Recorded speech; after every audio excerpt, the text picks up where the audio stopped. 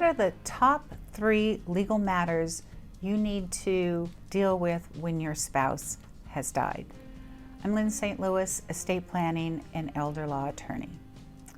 So when a spouse has died, a lot of people have no idea what they should do next. It's always a good idea to see your attorney, go get some legal counsel, because that will make things much easier for you.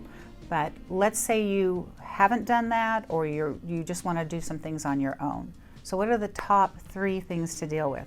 The first, this is kind of legal matters. You've already dealt with the funeral, the service, the family, the grieving. One of the things I want to let you know is you don't have to do anything right away. Take that time for yourself to grieve. We usually tell clients take 30 days at least so that you can deal with your loss. I mean, you have lost your loved one. That's what's most important for you to deal with. The legal stuff, the business stuff can wait.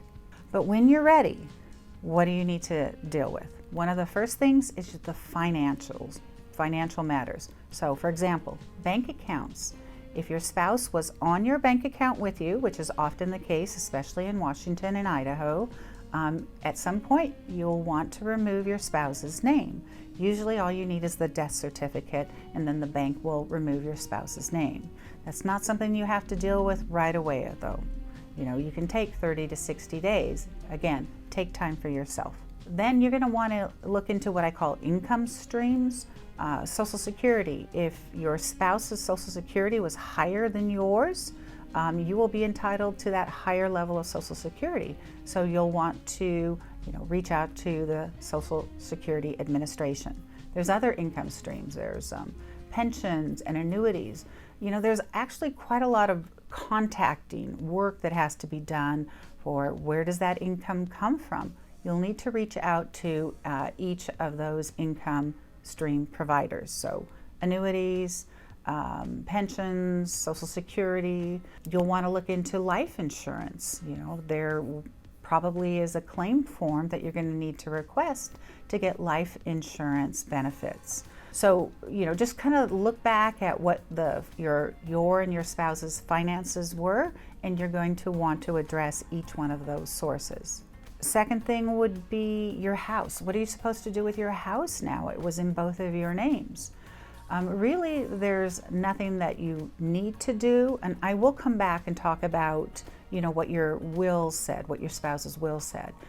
But if your spouse and you had an estate plan that said, hey, everything goes to the surviving spouse, and the house was in both your names, there's really nothing that you need to do.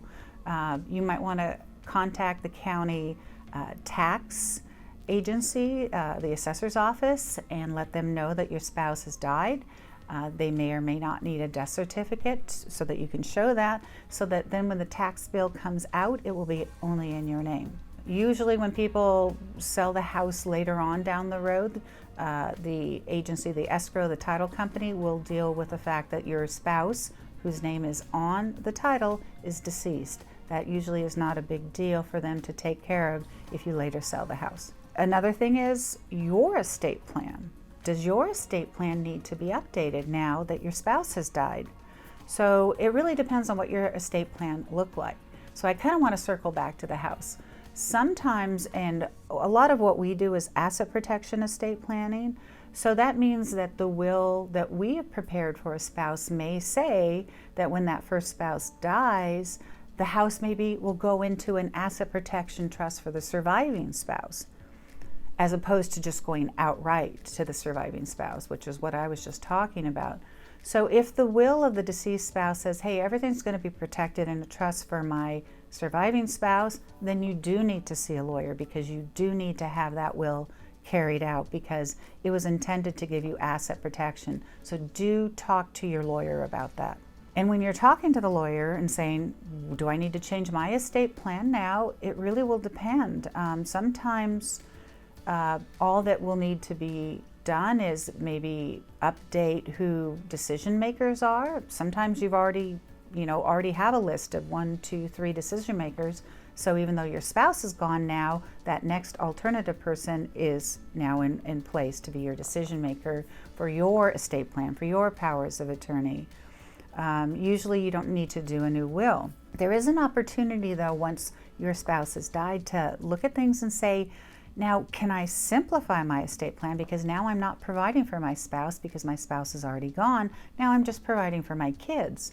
And sometimes that allows us to simplify your estate plan by doing something, for example, a transfer on death deed on your house. What that does is that means that when you're gone, and if you wanted your house to go to your child or your children, it will automatically transfer without the need for a probate because of that transfer on death deed. So it is always a good idea to talk to your attorney about that.